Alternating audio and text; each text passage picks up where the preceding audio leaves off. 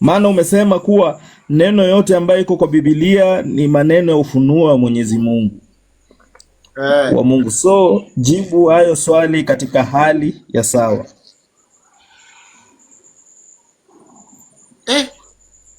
Unaweza ukasema, sio unaweza, hiyo unaweza ukasema.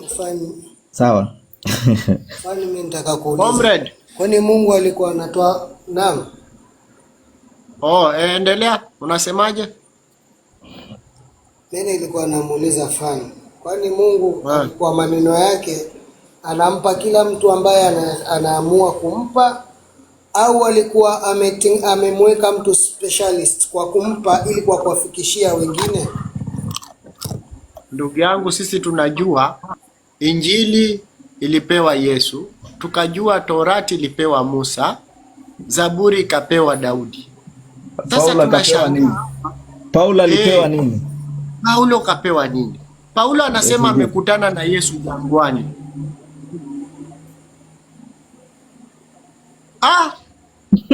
Andiko tutaki andiko.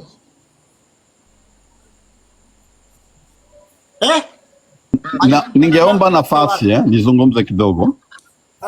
Ngoja mimi naomba niulize hapo aliposema kwamba alipopokea kwa Kristo. Kristo ameondoka miaka 14 kabla ya kuja Paulo. Alipokea wakati gani? Alipokea wapi? Wacha hata hivyo. Kabla wakati gani?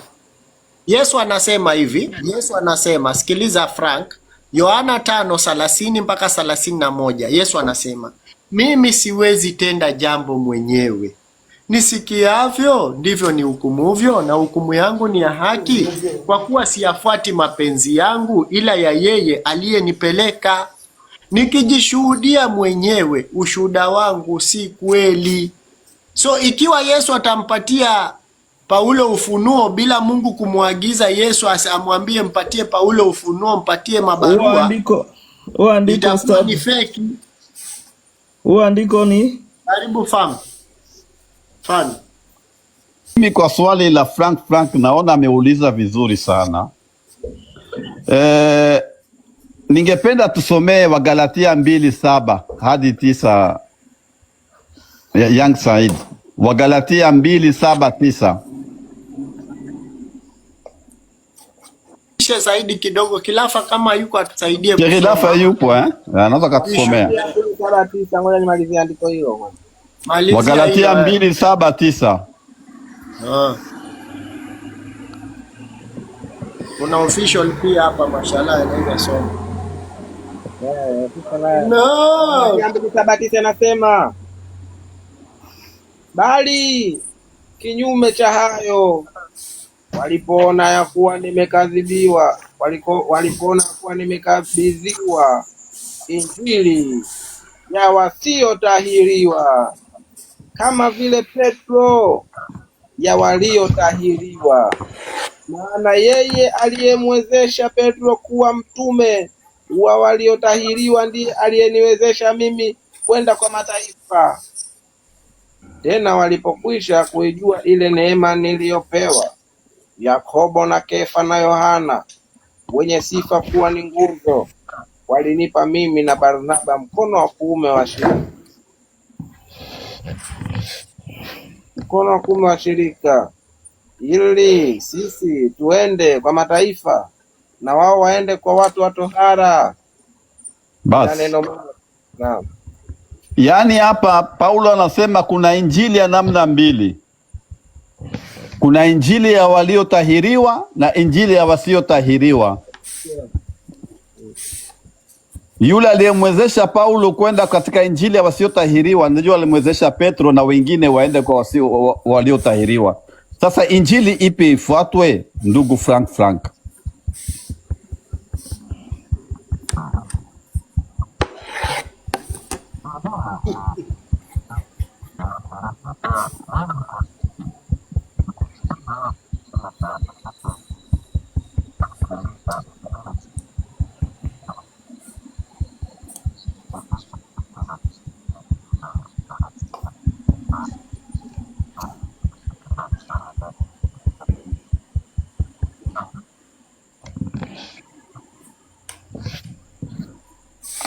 Ndio mimi nasema hivi, nipe tofauti kati ya injili ya waliotahiriwa na injili ya wasiotahiriwa. Inaonekana hizi injili zilikuwa na kuna injili ya waliotahiriwa na kuna injili ya wasiotahiriwa. Nipe tofauti kati ya hizi injili mbili.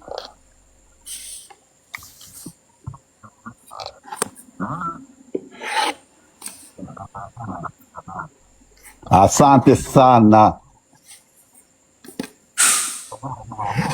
Asante sana kabisa. Wewe kabisa, tangu nizungumze na Wakristo, wewe ndio wa kwanza kabisa kunielewesha. Kuna injili ya kina Petro ambao walikuwa wakifundisha, Petro, Yakobo, Yohana, Matayo, wana injili yao ya waliotahiriwa. Sasa Paulo anakuja na injili ya wasiotahiriwa. Yaani injili ya waliotahiriwa ni kuendea wale Wayahudi, kuwafundisha watu injili yao hiyo. Alafu wasiotahiriwa ni kwenda kwa mataifa. Sasa Paulo sasa mwenyewe, tumesoma mpaka mstari wa 9. Endelea mpaka mstari wa 14, Sheikh Said. Tuendelea mpaka mstari wa 14 sasa. Mstari wa 10 hadi 14. Hiyo wa Galatia 2. Mstari wa 10 hadi 14.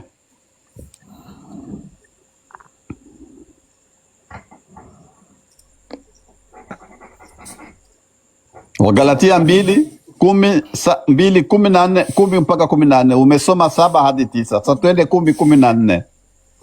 10:14 nasema. Mwisho 6 Galatia 10:14 hapa. Wa Galatia 2. Nasema 2:10 inasema ila neno moja tu walitutakia tuwakumbuke maskini, nami neno lilo hilo nalikuwa na bidii kulifanya. Lakini Kefa alipokuja Antiokia, nalishindana naye uso kwa uso, kwa sababu alistahili hukumu. Endelea mpaka 14. Kwa maana kabla hawajaja watu kadhaa waliotoka kwa Yakobo, alikuwa akila pamoja na watu wa mataifa. Lakini walipokuja wao, akarudi nyuma akajitenga, huku akiwaogopa waliotahiriwa. Na hao Wayahudi wengine wakajigeuza pamoja naye, hata na Barnaba pia akachukuliwa na unafiki wao. Walakini nilipoona kuwa njia yao haiendi sawasawa na ile kweli ya Injili, nalimwambia Kefa mbele ya wote, ikiwa wewe uliye Myahudi wafuata desturi za mataifa wala si za Wayahudi, kwa nini unawashurutisha mataifa kufuata desturi za Wayahudi? Sisi tulio Wayahudi kwa asili, wala si wakosaji wa mataifa. Aha. Sasa inaonekana kwamba amemwita Petro kuwa ni mnafiki na wenzake. Sasa hapa alikuwa na lengo gani ya kuonesha kwamba injili yake ya wasio yani wale wa watu wa mataifa ni tofauti na injili ya Petro? Alimkosoa Petro mpaka akamwita mnafiki. Sasa alikuwa na lengo gani ya kusema hivyo? Unaona sasa hapa ukisoma sasa Wagalatia 5:2, tusomee sasa. Anaingilia sasa mpaka anamuita Petro mnafiki. Wagalatia 5:2 anasema nini kuhusu ile injili walikuwa wakifundisha kina Petro? Nasema, tazama mimi Paulo nawaambia. Kwa hiyo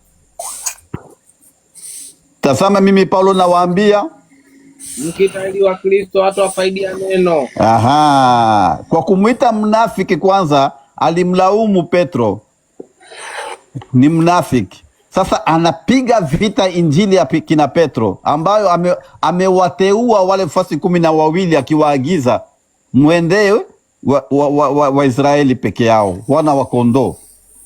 Sasa inaonekana kwamba anaipinga, anasema mkitahiriwa Kristo hata wafaidia neno.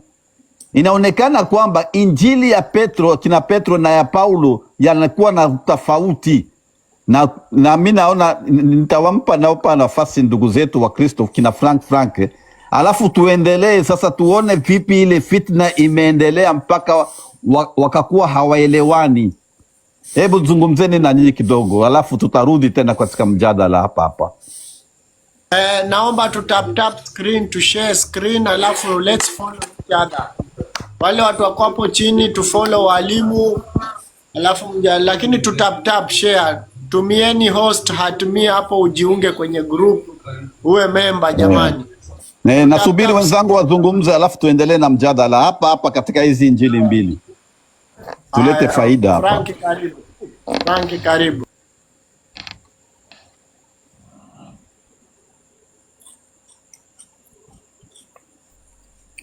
Niko anauliza tu hiyo injili ipi Yesu ndo ameibariki katika hizo mbili? Asante sana. Na walotahiriwa. Asante sana. Sasa tusome Warumi 3:1.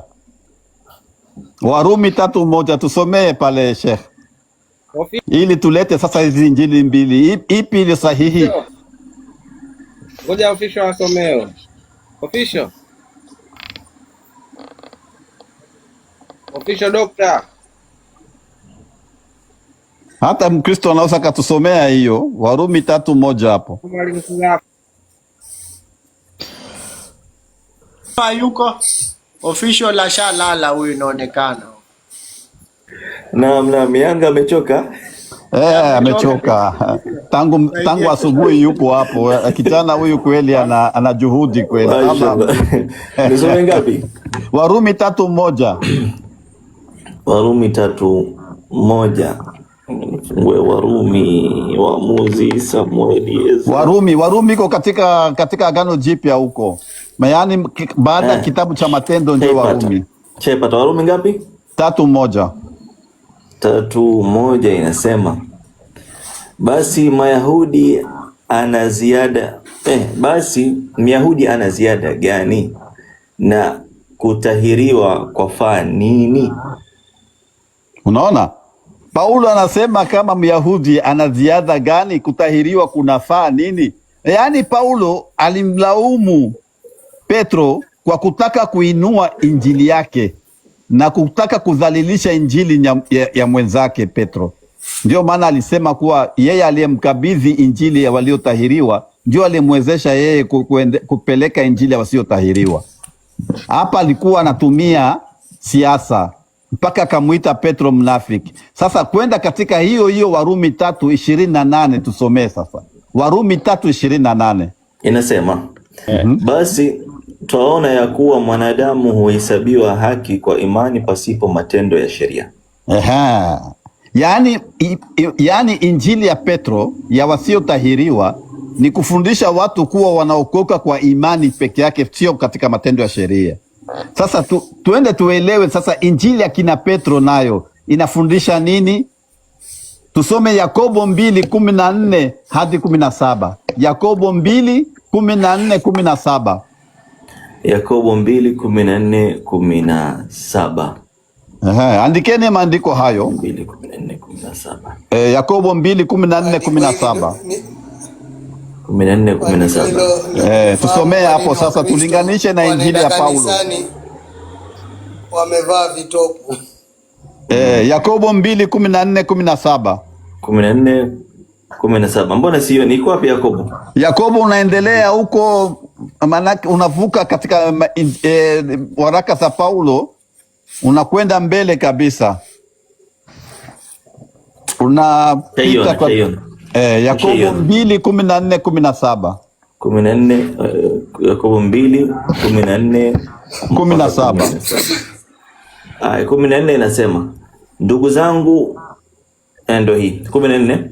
Ndugu zangu, yafaa nini mtu akisema ya kwamba anayo imani lakini hana matendo? Je, ile imani yaweza kumwokoa? Endelee. Hadi 17. Ikiwa ndugu mwanamume au ndugu mwanamke yu uchi na kupungukiwa na riziki, imeisha. 16. Na mtu wa kwenu akawaambia, enendeni zenu kwa amani, mkaote moto na kushiba, lakini asiwape mahitaji ya mwili, yafaa nini? 17. Vivyo hivyo na imani isipokuwa na matendo imekufa nafsini mwake. Imekufa nafsini mwake. Mstari wa 20 endelea. Lakini mtu atasema, wewe unayo imani, nami ninayo matendo. Nionyeshe imani yako pasipo matendo, nami nitakuonyesha imani yangu kwa njia ya matendo yangu. Umemaliza Na 18. Endelea hadi 26. Wewe waamini ya kuwa Mungu ni mmoja, watenda vema. Mashetani nao wanaamini na kutetemeka. Tulia hapo kwanza. Yaani huyu Yakobo anaonesha kwamba hata mashetani wanaamini na kutetemeka. Imani hiyo haiwezi kumwokoa shetani huyo. Sasa endelea. Lakini watakaa kujua, wewe mwanadamu usiye kitu, kwamba imani pasipo matendo haizai. Je, baba yetu Ibrahimu hakuhesabiwa kuwa ana haki kwa matendo hapo alipomtoa Isaka mwanawe juu ya madhabahu? Endelea. Waona kwamba imani ilitenda kazi pamoja na matendo yake, na ya kwamba imani ile ilikamilishwa kwa njia ya matendo yale. Endelea. Maandiko yale yakatimizwa yalionena, Ibrahimu alimwamini Mungu, ikahesabiwa kwake kuwa ni haki, naye aliitwa rafiki wa Mungu. Endelea. Maona kwamba mwanadamu huhesabiwa kuwa ana haki kwa matendo yake, si kwa imani yake pekee. Endelea. Vivyo hivyo na Rahabu yule kahaba, naye je, hakuhesabiwa kuwa ana haki kwa matendo alipowakaribisha wajumbe, akawatoa nje kwa njia nyingine? Endelea. Maana kama vile mwili pasipo roho umekufa, vivyo hivyo imani pasipo matendo imekufa. Unaona sasa, yaani imani pasipo matendo imekufa. Ni kama vile mwili pasipo roho imekufa. Sasa Paulo anasema kwa imani peke yake bila matendo ya sheria huwezi ukaokoka. Yaani injili ya Paulo na injili ya kina Petro ni tofauti. Sasa na ndio maana yalileta shida, yaani yalileta fitna huko mahala walikuwa wakiandika barua. Naleta mfano, naleta kabisa ushahidi wa maandiko. Waraka wa kwanza wa Korinto wa kwanza 1:9 hadi 11. Tusomee hapo. Wa Korinto wa kwanza 1:9 hadi 11. Andikeni maandiko hayo. Wa Korinto wa kwanza 1:9 hadi 11. Inasema, Mungu ni mwaminifu, ambaye alimtoa na yeye mwingine katika ushirika wa mwanawe Yesu Kristo Bwana wetu. 10. Basi ndugu, na wasihi kwa jina la Bwana wetu Yesu Kristo, kwamba nyote mnene mamoja, wala pasiwe kwenu faraka, bali mhitimu katika nia moja na shauri moja. Endelea. Kwa maana ndugu zangu, nimearifiwa habari zenu na wale walio na nyumbani mwa Kloe, ya kwamba iko fitna kwenu. Iko fitna kwenu, Basi maana yangu ni hii, ya kwamba kila mtu wa kwenu kusema, mimi ni wa Paulo, na mimi ni wa Apolo, na mimi ni wa Kefa, na mimi ni wa Kristo. Endelea. Je, Kristo amegawanyika? Je, Kristo amegawanyika? Je, Paulo alisulubiwa kwa ajili yenu? Au je, mlibatizwa kwa jina la Paulo? Basi sasa hapa inaonekana kwamba kuna fitna ambayo ilikuwa imesha fanyika huko ambapo walikuwa wakituma barua huko. Sasa kumbe kuna kundi la Petro, kuna kundi la Kloe, kuna kundi la Paulo. Sasa ndio maana Paulo alisema aliyenikabidhi injili ya wasiotahiriwa ndio aliyemkabidhi injili ya waliotahiriwa. Wale waende kwa Wayahudi na hawa waende kwa mataifa. Na ndio maana Paulo anasema kutahiriwa kuna maana gani? Mimi Paulo nawaambia, mkitahiriwa Kristo hatawafaidia neno. Yaani kulikuwa fitna kubwa. Na ndio mimi namalizia na andiko hili, Wagalatia 1:6 hadi 9. Kwani tunani kujibu? Subiri kwanza tujibu. Sawa, nakusikia Frank.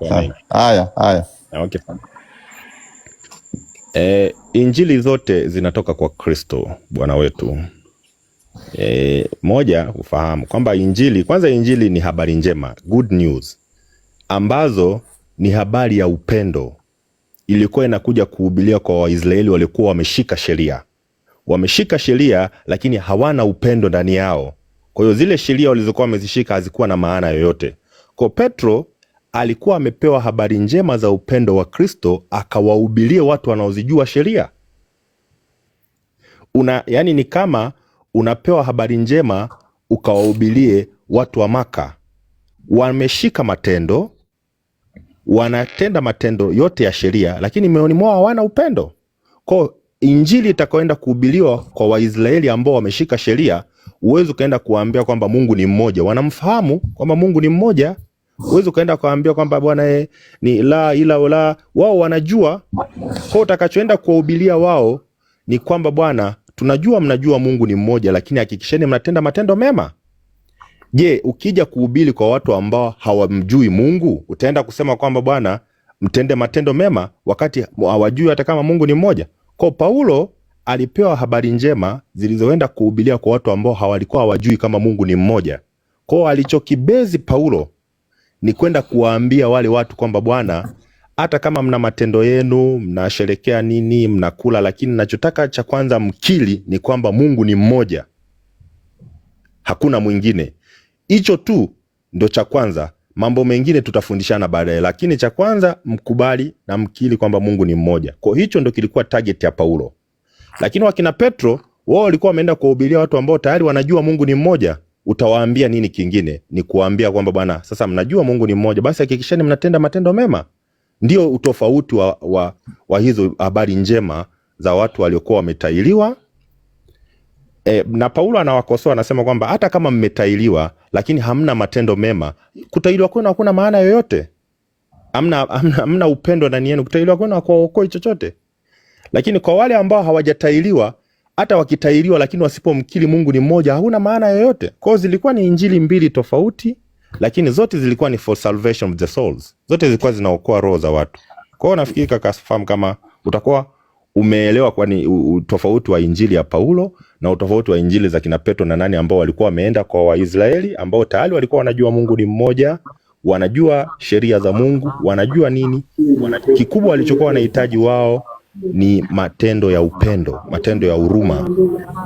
Asante sana Frank. Asante sana kwa kuona kwamba kuna injili mbili tofauti hapa. Kuna injili ya waliotahiriwa na injili ya wasiotahiriwa. Asante sana. Tutakwenda tunaelewana polepole. Ukisoma Mathayo 10 mstari wa 2 hadi 4, tusomee hapo Sheikh. Mathayo 10:2-4. Mathayo 10:2-4. Mathayo 10:2 mpaka 4 inasema, na majina ya hao mitume 12 ni haya: wa kwanza Simoni aliyeitwa Petero, na Andrea nduguye, Yakobo wa Zebedayo na Yohana nduguye, Filipo na Bartholomayo, Tomaso na Mathayo mtoza ushuru, Yakobo wa Alfayo na Thadayo, Simoni Mkananayo na Yuda Iskariote naye ndiye mwenye kumsaliti. Asante Sheikh. Tumeona wafasi 12 ambao Yesu mwenyewe amewateua, amewachagua. Kuna jina ya Paulo hapo, Dungu Frank? Alipo kabisa. Alipo. Sasa mimi nataka mahala gani Yesu? Ndugu yangu, hiyo andiko ni gani ndugu yangu? Mathayo 10:2-4. Mathayo 10:2-4. Sasa mimi nataka ndugu Frank, wewe hapa, wewe ni msomi tena mstaarabu tena mtu ambaye mpole sana, na lazima tutaelewana hapa polepole. Na kusifu hivyo, mimi sikupendekeze kusema kuwa wewe ni mbora kuliko wengine, lakini utaratibu wako naipenda sana. Sasa unioneshe mahala Yesu alimteua Paulo katika injili ya Mathayo, injili ya Marko, injili ya Luka na Yohana. Hawa wafuasi 12 wa Yesu, hawa walioandika wote hapa, kina Luka, Marko, nionyeshe jina la Paulo hapo. Paulo hakuteuliwa. Hata yeye mwenyewe anasema mimi sikumjua Kristo. Paulo hajawahi kumuona, nafikiri hajawahi kumjua wala hajawahi kukaa hata siku moja wakaongea. Paulo amekuja miaka mingi baadaye, kwa hakuwa miongoni mwa wanafunzi 12 wa Yesu Kristo. Wapi nipe andiko mahala Yesu amemwita Yesu kuwa, amemwita Paulo kuwa mtume. Nipe andiko moja tu.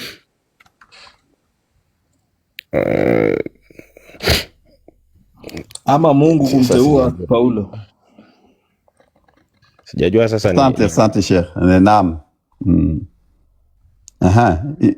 Nipe andiko. Sijajua bwana. Sijajua mimi hilo andiko nalitoka namna gani, lakini ninachofahamu ni kwamba Bwana alimwambia Paulo, kwa nini unaniuzi? Kwa Paulo Yesu alikuja kumtokea Paulo baada ya kutenda matendo ambayo alikuwa anamkela Kristo. Yeye Kristo mwenyewe ndiye alimtokea katika ndoto, yani katika revelation, katika maono.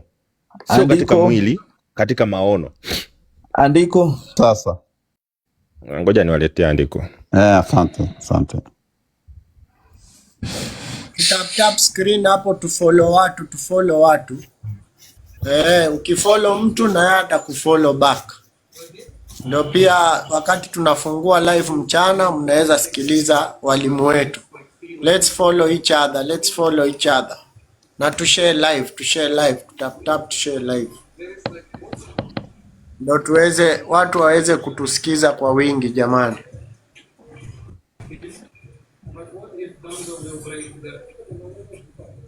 Msubiri mwalimu Frank anakwenda kutuletea andiko. Endeleeni tu. Andiko lenyewe tayari. Paulo alipata utume kama simu moja. Paulo alipata utume kama Mwaposa.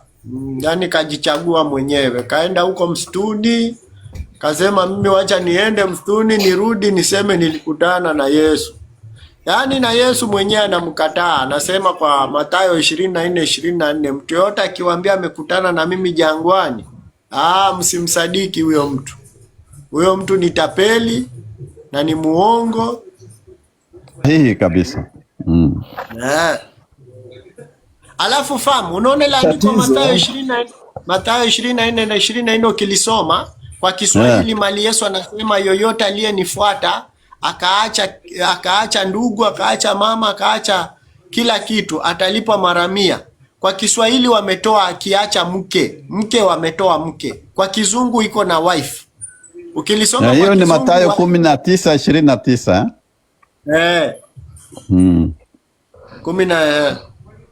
Kwa Kizungu iko na mke na wife, lakini kwa Kiswahili hakuna mke. Wametoa mke. Wametoa. Wanachezea watu mchezo mbaya.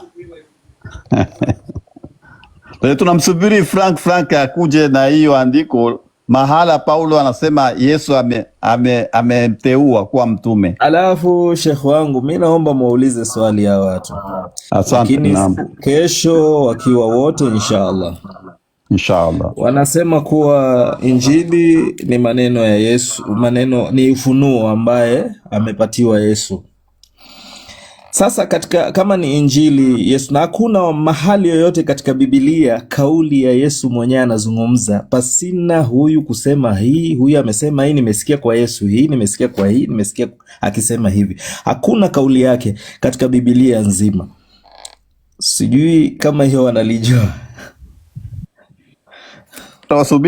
Tusubiri Frank atujie na andiko hilo. Naona kama ameingia huko kwenye kufanya utafiti. Naam. Alafu atujie na andiko hiyo ya kusema kwamba Paulo ameteuliwa na Yesu. Tumsubiri aje kabisa. Ndio huyo anakuja. Naam.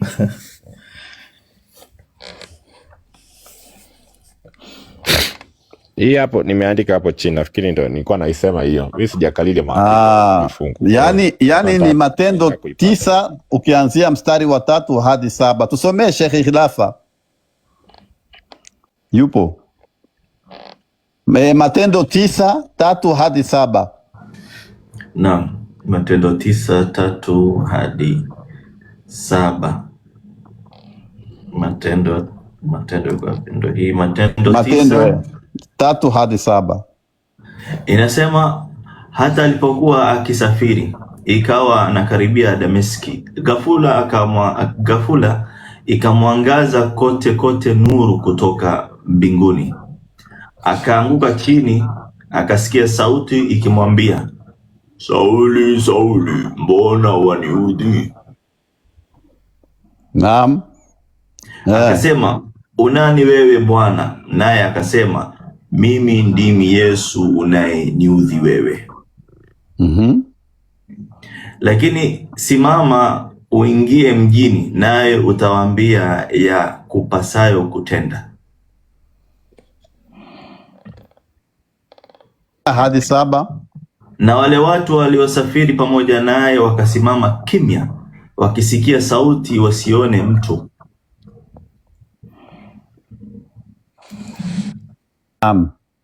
Yaani hapa mwandishi Luka anasema kuwa Paulo alipokuwa njiani, mara aliona nuru ikimwangazia, akasikia sauti. Paulo akaanguka peke yake chini, wengine walisimama kimya wakisikia sauti ya yule mwenye kuzungumza na Paulo, lakini hawakumuona yule mwenye kuzungumza na Paulo. Si ndio Frank?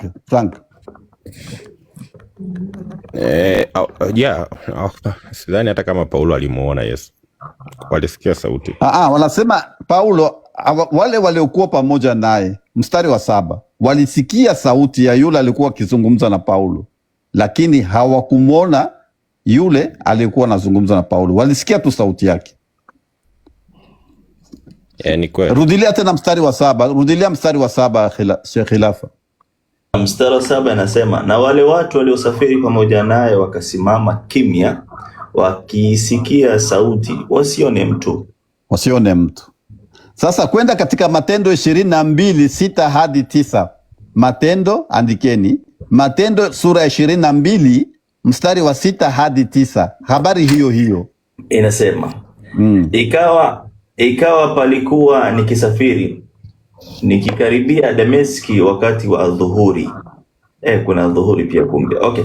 Ikawa nilipokuwa nikisafiri nikakaribia Dameski wakati wa adhuhuri, ghafula nuru kuu ilitoka mbinguni ikanimulikia pande zote.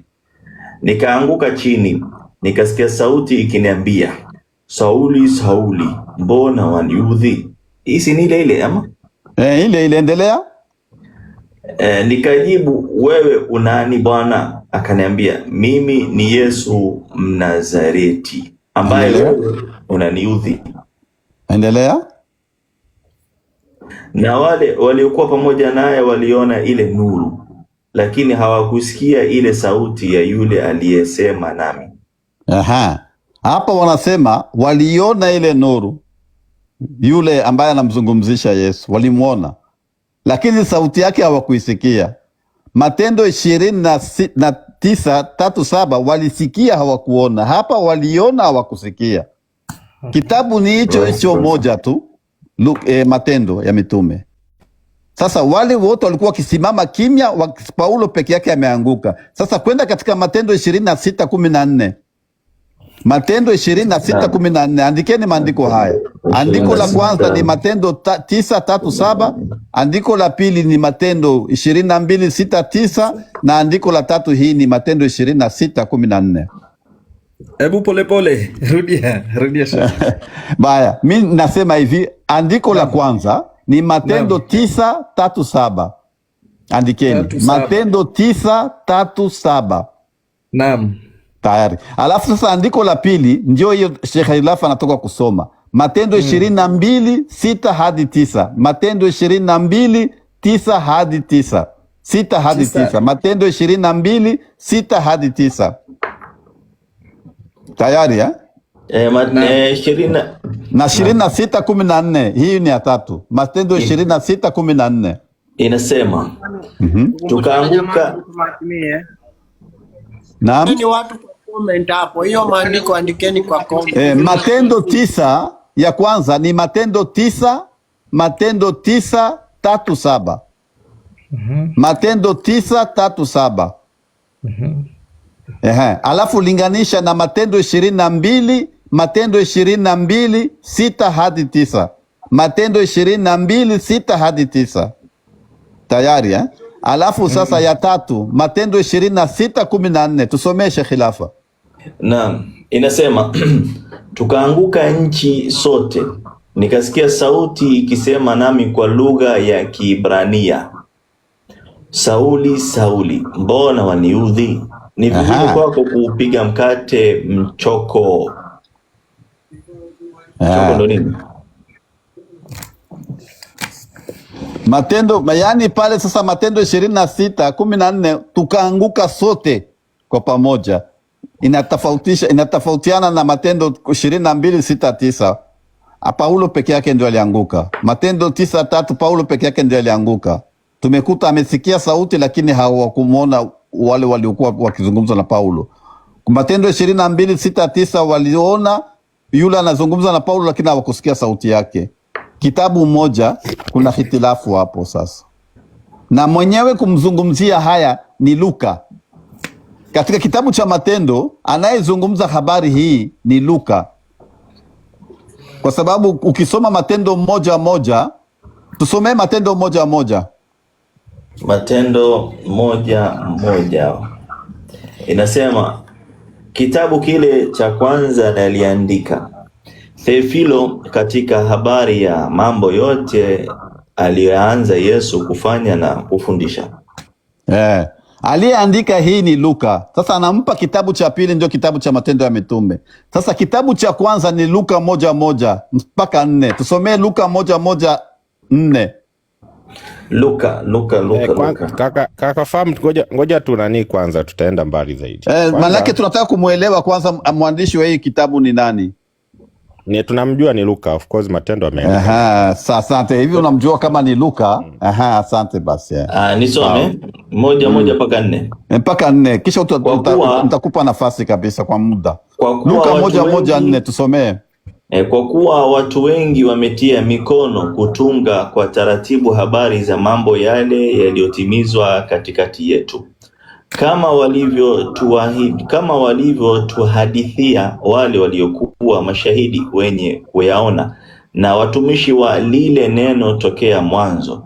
Nimeona vema mimi nami, kwa kuwa nimejitafutia usahihi wa mambo hayo yote tangu mwanzo, kuwaandikia watu taratibu Theofilo mtukufu. Hapa tunakuta kwamba Paulo anasema kwa kuwa watu wengi wametunga maneno ya Mungu wanatungwa kama walivyokuwa wakituhadithia wale waliokuwa washahidi wale linalotokea mwanzo. Yani manake watu wanakuja kuhadithia maneno ya Mungu yanahadithiwa. Yani alafu ya tatu, nimeona vema kujitafutia usahihi. Maneno ya Mungu yanatafutwa au yanaongozwa. Tena ya 4, pointi la 4 hapo, kwa kukuandikia Theofile mtukufu. Yani na maneno ya Mungu inakuwa ni barua. Sasa Luka huyu, pointi la 5, Luka huyu katika Mathayo 10:2-4 miongoni wa wafuasi 12 yupo. Luka amepata fursa wapi ya kuandika Injili au kuandika Matendo ya Mitume? Luka ni mfuasi wa nani? Haya, kwako mpira kwako Frank. Okay, fine. Thank you kwanza ujue Luka hakuwa mtume wa Kristo, na Luka amekuja miaka mingi baadaye. Na Luka alikuwa ni mtumishi wa Mungu, lakini alikuwa ni mwandishi pia. Kwa alikuwa ni mwandishi lakini ni mtumishi wa Mungu. Kwa hiyo akatumia kipawa chake cha uandishi kuifanya kazi ya Mungu. Na Luka amelicite, watu wanaita yani unalicite vitabu vingi na witness nyingi. Kwa ukiona Luka mwenyewe ameandika habari moja mara 3, kuna mara nyingi Luka ameandika habari moja zaidi ya mara moja, ni kwa sababu amesikia kutoka kwa watu zaidi ya mmoja. Luka alikuwa sio kwamba aliwitness, hajaandika kitu alichoshuhudia yeye, ameandika vitu ambavyo watu walishuhudia. Kwa kuna sehemu alipokea shahidi anasema alianguka Paulo. Kuna sehemu alipokea anasema mimi nilikuwepo, tulianguka wote. Kwa nini Matendo iko tofauti? Ni kwa sababu Luka anaandika kutoka kwa mashahidi tofauti. Shahidi wa kwanza inatofautiana na shahidi wa pili, inatofautiana na shahidi wa tatu. Ndio maana unaona ziko tatu tofauti. Kwa hiyo isikupe shida. Luka hakuwa miongoni mwa watu waliomshuhudia Kristo. Luka hakuwa aposto, lakini ni mtumishi wa Mungu aliyekuwa ni mfasihi. Alitumia hicho kipawa chake cha fasihi kuandika. Kwa hiyo ndio maana vitu vinatofautiana kidogo. Ndugu yangu, ni vipi iwe ni kitabu cha Mwenyezi Mungu, alafu kila moja anakuja na hile ambaye anataka kuweka kwenye kitabu, alafu inapaswa sote ama nyote mufate hiyo kitabu katika njia inayostahiki, ati ni njia la kweli, na unapata kila mmoja anakuja na mambo yake. Hii unaiona kweli ni sawa? Fine, umeuliza swali zuri kaka. Nani nafikiri hapa ni Rama. Kwanza ujue kwanza Bible Bible haikushuka kutoka mbinguni. Ndio. Bible haikushuka kama ilivyoshuka Qur'ani kutoka mbinguni ikaje hapa. Hapana. So tunakubaliana Bible sio kitabu cha Mwenyezi Mungu kwanza. Ukisema sure, kitabu cha Mwenyezi Mungu labda kwa maana ya kwamba ni written kutoka kwa Mungu, hapana. Asante sana. Hiyo tayari ushanijibu. Hamna shida. Okay, fine. Bible haikushuka kutoka mbinguni. Bible ilikuwa compacted, iliunganishwa na baraza la kanisa. Baraza la kanisa ambalo lilikuwa linaongozwa na James, ambalo lilikuwa Jerusalem, na hiyo baraza la kanisa lilikuwa linaongozwa na James ndio lilikuwa lina waorganize hawa mitume ambao pengine walikuwa ni wadogo. Lilikuwa linawatuma wakina Paulo aende huku, linamtuma Petro aende huku. Walikuwa ni mababa wa kanisa waliokuwa wamemkubali Kristo katikati ya Wayahudi. Walikuwa wana baraza lao, walikuwa wanaita Church Council of Jerusalem. Kipindi hicho ambacho walikuwa wamemkubali. Hao ndio walio compact Bible. Kila mtu alikuwa analeta. Yani Paulo katika mjibu katika njia vile umenijibu ni tofauti na wengine vile wanavyojibu. Mtu anajua kabisa katika hali hiyo, lakini atakwambia ni kitabu cha Mwenyezi Mungu ambaye kila moja anayeandika pale anaitoa katika ufunuo kutoka wapi? Kwa Mwenyezi Mungu. Of which way sasa unaiweka katika hali ya sawa ambaye mimi naielewa. Naelewa, nashukuru kwa kunielewesha katika. Ndio nataka nikupe sasa uelewe Bible imetoka wapi. Kwa hiyo kulikuwa kuna Church Council of Jerusalem miaka hiyo ambayo Yesu ameondoka. Immediately Yesu alivyoondoka, mitume hawakutawanyika kwamba bwana wewe sasa na kila mtu akakimbia. Hapana, walijikusanya wakachagua kiongozi ambaye akawa ni James. Mtakatifu James ndo alikuwa kiongozi wao, ndo alikuwa anawatuma sasa wewe uende huku, na kila mtu alikuwa analeta bwana mimi leo nimepokea ndoto, nimepokea maono yako 1 2 3. Anawaambia andika unaleta. Bwana mimi Paulo naye anasema jamani na mimi leo tena nimetokewa na ndoto na maono. Yeye anasemaje? Andika. Kwa yale maono yote yalikuwa yanapokelewa na Church Council. Church Council wakawa wanachuja.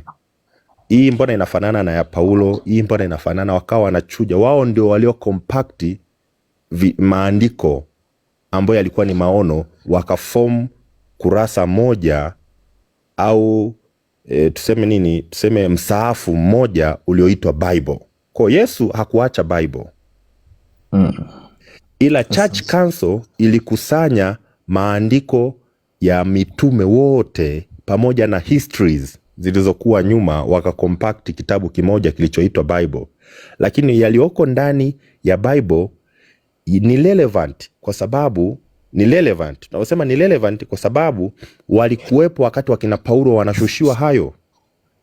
Swali nyingine ndugu yangu, walileta story hapana. Swali nyingine ndugu yangu, kama wao walikuwa wanaleta, yani kama walikuwa wanapatiwa wahi katika ndoto, wanaleta, wanaunganisha, wanaweka katika hali hiyo. Na sasa tukiuliza kwa mfano ushahidi ambao unaonesha kuwa haya mambo ambao walikuwa analeta ni ya sawa kutoka kwa Mwenyezi Mungu ama kutoka kwa Yesu yapo? Yapo kwa maana ya nini? Yaani ushahidi ambao unaonesha kuwa haya yametoka katika, yani wamepata ufunuo kutoka kwa Mwenyezi Mungu kwa mfano, Kwa Yesu vile Kristo. naam. Ufunuo ulikuwa unatoka kwa Yesu. Ufunuo wa kwa Mungu uliishia kwa Yesu. Baada ya manabii waliishia Wamesema kwa vizuri, Yesu. Yesu hakuacha Biblia. Katika mjibu wa Qur'ani natuambia kuwa Yesu amekuja na Injili. Tena haikuwa book. Ilikuwa ni knowledge. Umesema Injili ni maneno, si ndio? Ilikuwa ni maneno, ni knowledge. Si ni knowledge. Ambaye alikuwa anafundisha, sio? Na yeye ametoka kuwa hajawacha kitabu yoyote. Hii knowledge imetoka wapi ambaye nyinyi mnafuata saizi kwenye Biblia? Kati yeye ametoka hakuacha Biblia. Biblia ni watu wengine ambao wamekuja kuandika. Unaweza nijibu hilo? Sure. Yesu alipewa knowledge na baba yake, akakaa nayo kichwani, akaihubiri, watu wakaisikia.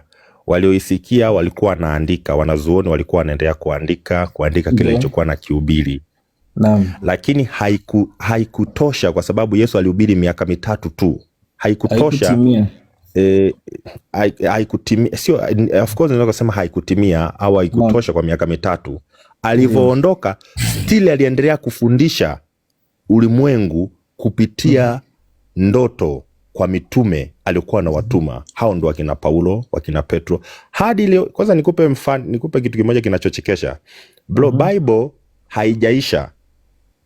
Church Council kwa miaka tunavyozidi kwenda miaka 3400 pengine tutaendelea kupokea hizi revelation, tutaendelea kupokea kupitia manabii watakaokuja kizazi cha baadaye.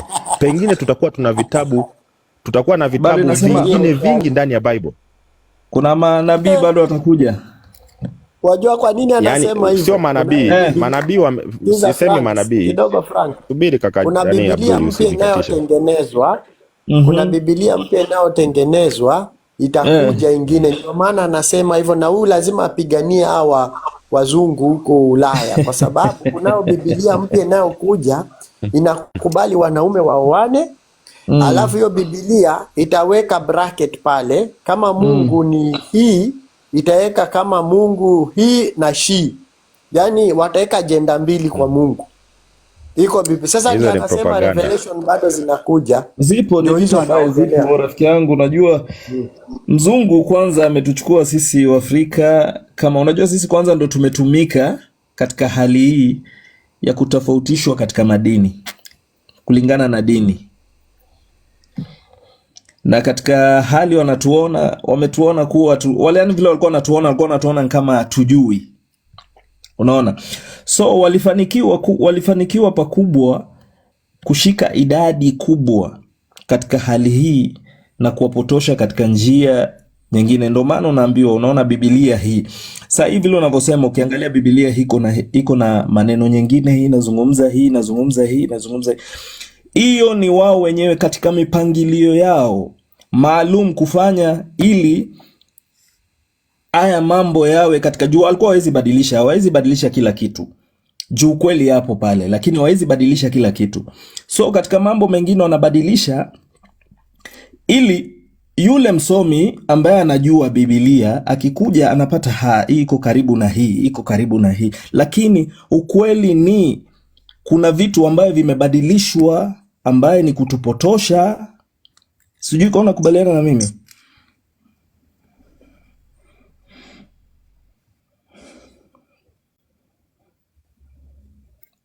Mimi unaongea na mimi au ni Abdul? Alikuwa anazungumza na wewe. Achana na hizo propaganda za Abdul bwana. Hizo ni propaganda za Abdul. Hakuna. Naomba niulize swali ndugu yangu hapa kidogo.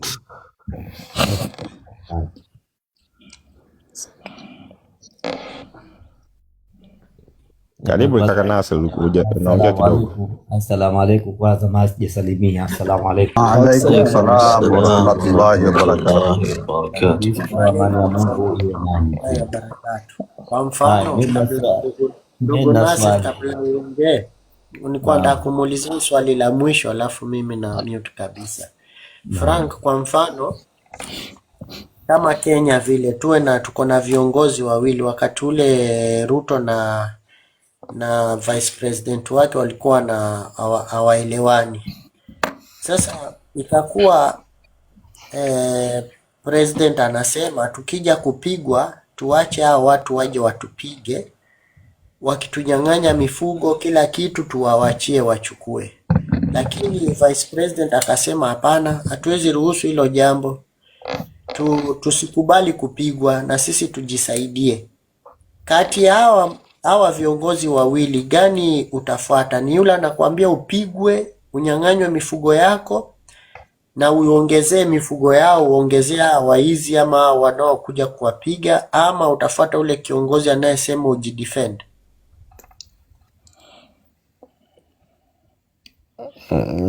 Najua yule ambaye anasema tujidefend. Asante. Yesu anasema ukipigwa kofi we geuza pande hii, ukinyang'anywa koti upeane koti ingine. Sasa kwa maisha yangu yote naona kesi zimejaa kotini ni za Wakristo. Sijui muizi amempiga ama muizi amemuibia, wako kotini. Sijui nani amemfanyia kitu, Wakristo wako kotini. Mbona hamsamei hao watu na nyinyi mnasema mnamfuata Kristo? Inamaanisha Wakristo hamfuati Kristo. Asanteni, nimemaliza. Kwanza kaka Abduli, kuna hilo swali lako moja wewe unauliza. Unajua Uislamu na politics. Uislamu uko full control of the nation. Uislamu una wala tuseme unaweza ukatawala nation. Lakini Ukristo ni individual salvation. Unakuja katika hali nzito wa kutawala, inaenda kutawala. Kwa Uislamu unajidefend as a nation, unaweza ukadefend nation. Ukristo hauwezi kudefend nation. Ule ni individual salvation. Kwa hiyo unavyoona kwamba Uislamu unasema tupiganie, tupigane, tujilinde, ile ni national, ni nationwise. Lakini Ukristo ni individual salvation ya mtu mmoja mmoja. Kwa mimi peke yangu nikipigwa ndo natakiwa nisimrudishie mimi peke yangu. Ukristo hauzungumzii taifa tukipigwa wote, ila Uislamu unazungumzia tukipigwa Waislamu lazima tudefend. Kwa Ukristo ni individual salvation, Uislamu ni una siasa ndani yake. Una communal. Nikukosoe ndugu yangu. Sio siasa, unatawala tuseme. Wacha nikukosoe. Nakosoa juu kila kitu kuna sheria. Ni kweli? Na hata kwa nyumba yako kunakuwa na sheria. Sasa Uislamu kuna sheria. Na Uislamu pia inakufundisha kama mtu we mwenyewe sawa. Sio ati kuwa sasa vile unavyosema kuwa ati sijui nitakuelewa, nitaiwekaje yani uelewe. Hii Kenya unasema sio vile ilivyo katika hali ya sawa. So mafundisho ya Mwenyezi Mungu vile yanavyokuja inafaa unaichukua kama ilivyo. Na ikikuja kwenye Biblia inakuja ni kwa yani, so kwa mfano mafundisho ambayo iko kwa Biblia ni yenu wote. Na inafaa unaichukua ufundisho hivyo. Si ati ni wewe peke yako kama mtu mmoja wewe. Lakini sasa ndio unaweza sema imani, kila mmoja na imani yake. Si ni kweli? Unajaribu kusema kila mmoja katika Mkristo ana imani yake tofauti. Anaokolewa peke yake tofauti. Anaokolewa peke yake. Sasa ni wewe vile unavyokuwa. No, sawa, ndio pia kila moja, hata kama ni dini, Uislamu ni dini. Ndio tuko kwenye Uislamu, lakini kila moja hatahukumiwa katika hali yake. Hatahukumiwa kama nafsi yake mwenyewe. Hiyo ni sawa katika njia yote ile. So kitu ambaye imeulizwa ni kwa nini sawa Waislamu tunafuata Qur'ani vile na maamrisho na sheria vile tumeambiwa tuifuate. Na the same kama unadai wewe ni Mkristo katika unafuata Biblia, the same unafaa kuifuata Biblia katika haki ya kuifuata Biblia, sio kuifuata katika kuvunja vunja.